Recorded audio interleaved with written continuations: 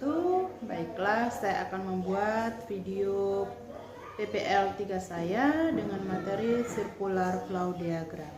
Selamat menyaksikan. Assalamualaikum warahmatullahi wabarakatuh. Waalaikumsalam warahmatullahi wabarakatuh. Oke, semangat sekali ya adik-adik ya. Bagaimana kabar hari ini?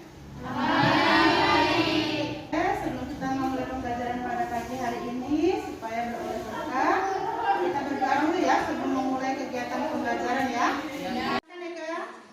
Mari teman-teman, sebelum belajar, marilah kita berdoa. Berdoa dimulai, doa selesai. Oke, semoga apa yang kita kerjakan hari ini tidak sia-sia. Sebelumnya Ibu akan mengecek kehadiran adik-adik dulu ya.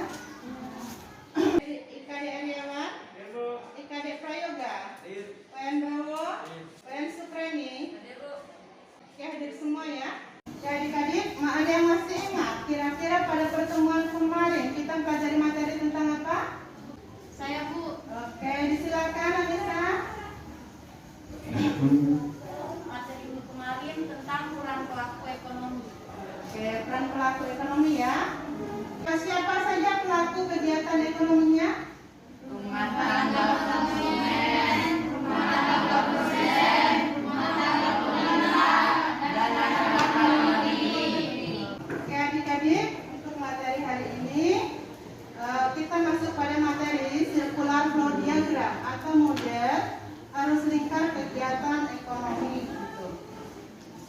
Dengan kompetensi dasar kita yang pertama menganalisis peran pelaku ekonomi dalam kegiatan ekonomi. Dan kompetensi dasar keterampilan kita yaitu tentang menyajikan hasil analisis peran pelaku ekonomi dalam kegiatan ekonomi. Selanjutnya kita berpindah ke tujuan pembelajaran kita melalui pendekatan saintifik TPAKK menggunakan model pembelajaran problem based learning, yaitu siswa dapat menjelaskan konsep pasar input dan output. Yang kedua, siswa dapat menganalisis model diagram arus lingkar kegiatan ekonomi 2 sektor, 3 sektor, dan 4 sektor. Manfaat yang diperoleh dari adik-adik mempelajari circular flow diagram ini yaitu kita bisa tahu bagaimana hubungan dari masing-masing rumah tangga tersebut ya. Apa itu pasar input dan pasar output? Pasar input merupakan pasar yang menjual faktor-faktor produksi seperti sumber daya alam, sumber daya manusia, modal, dan kewirausahaan. Sedangkan pasar output dia merupakan pasar yang menjual barang dan jasa. Sekarang adik-adik perhatikan kedua gambar yang disajikan di LCD ini ya. Oke, ada dua gambar, sisi kanan dan sisi kiri. Nah, di gambar sisi kanan ini dia kira-kira adik-adik bisa menebak tidak masuk pada kategori pasar apa? Kanan pasar input, sebelah kiri berarti dia pasar output. Kenapa disebut dengan pasar output? Siapa yang tahu?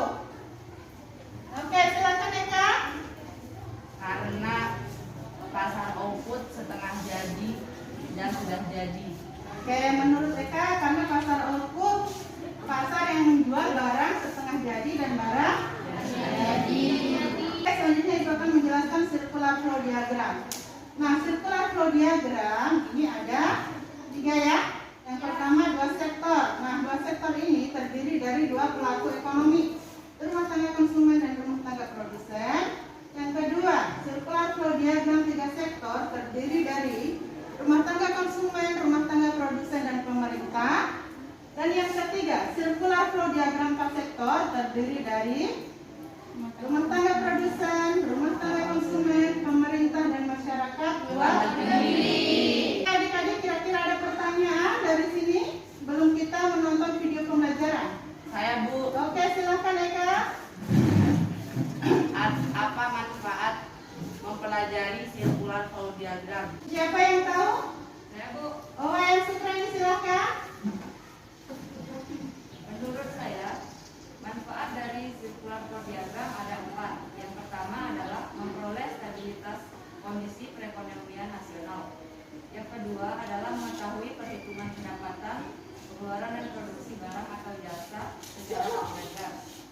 Yang ketiga, yaitu membantu pemerintah dalam mengatur. Oke, bagus sekali Suprani ya. Kasih tepuk tangan nih. Oke, manfaat mempelajari sirkular flow diagram seperti disebutkan Suprani tadi ya. Iya. Iya, yaitu untuk mengetahui stabilitas kegiatan perekonomian, untuk mengetahui barang dan jasa yang perlu diimpor dan atau diekspor gitu. Oke, masih ada pertanyaan lagi? Sekarang adik-adik silahkan lihat video pembelajaran yang ditampilkan di LCD ya. Ya.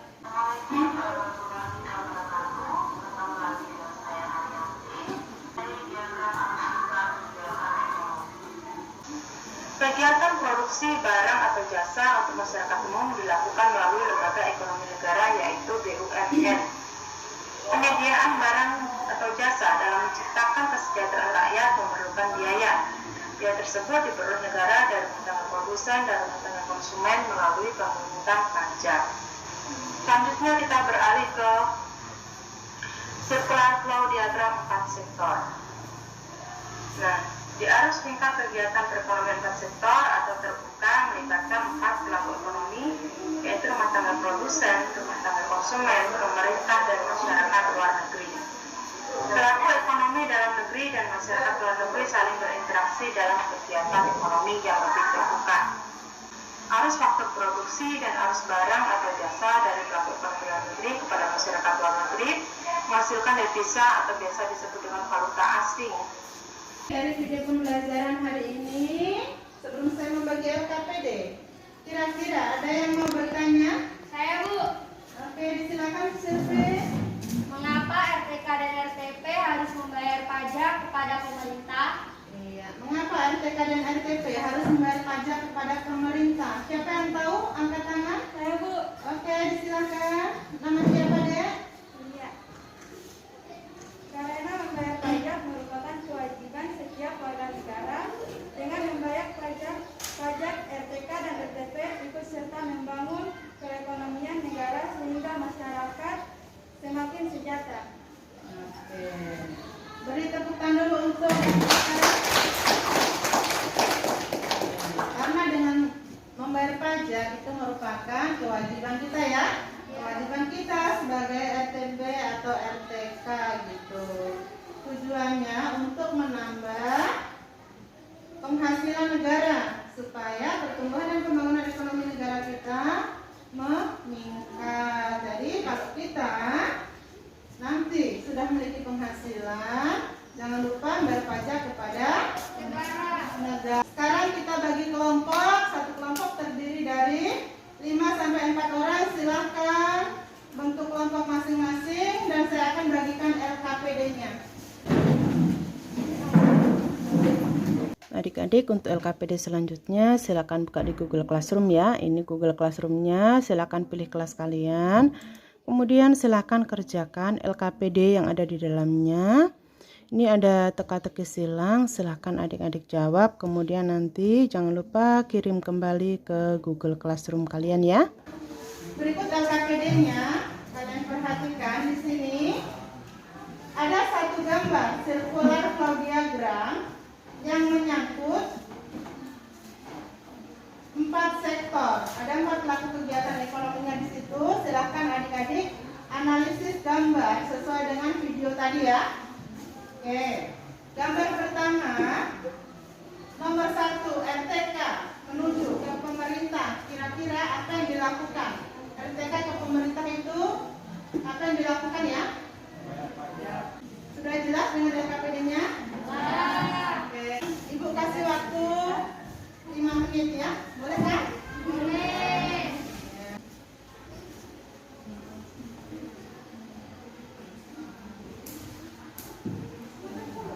Adik-adik sudah 5 menit berlalu. Kelompok mana yang sudah selesai? Selesai semuanya ya. Iya. Sekarang kita presentasi. Kelompok berapa yang mau presentasikan? Karena hanya satu. Oke, kelompok 2 disilakan kelompok 2. Assalamualaikum warahmatullahi wabarakatuh. Waalaikumsalam warahmatullahi wabarakatuh. Baiklah, kami akan mempresentasikan hasil kami yang dibawakan oleh Bapak Supreni. Baiklah, saya akan mempresentasikan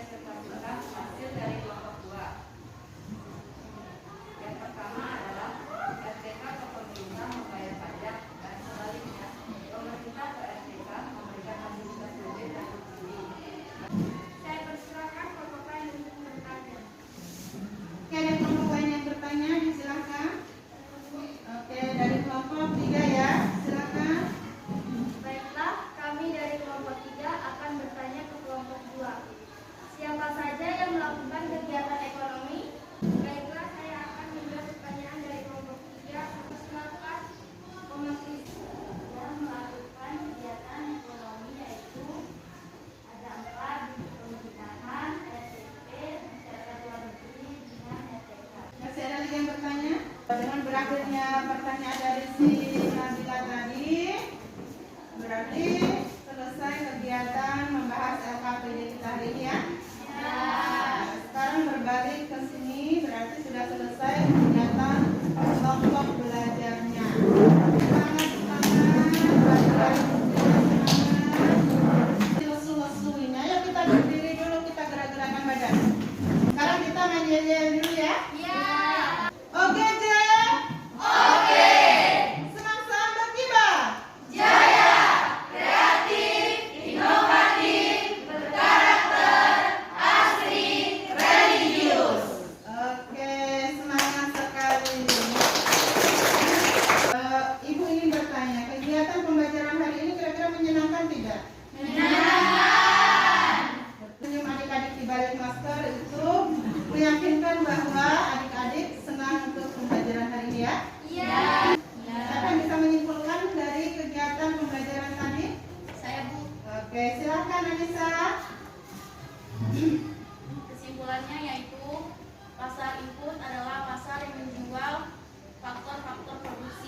Pasar output adalah pasar yang menjual barang dan jasa.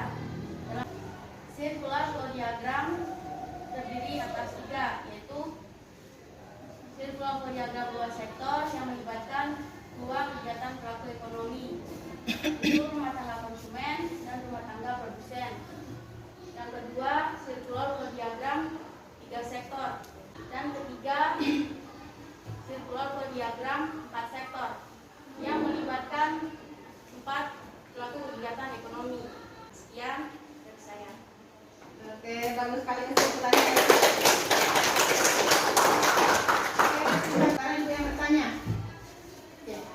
Apa yang tahu mengapa perekonomian 4 sektor disebut dengan perekonomian terbuka? Karena sudah berhubungan dengan negara lain, sehingga dia disebut dengan perekonomian terbuka. Oke, bagus sekali. Ibu sudah lakukan penilaian, ibu sudah lakukan tanya jawab, berarti berakhir kegiatan pembelajaran kita hari ini ya. Pertemuan berikut, adik-adik pelajari ya. Oke, materi tentang permintaan dan penawaran serta harga keseimbangan barang di pasar. Oke, untuk memperdalam pengetahuan adik-adik, untuk pertemuan selanjutnya silakan adik-adik search di Google atau buku paket yang telah ibu bagikan, dan lihat juga di modul pembelajaran yang ibu nanti akan bagikan di Google Classroom ya.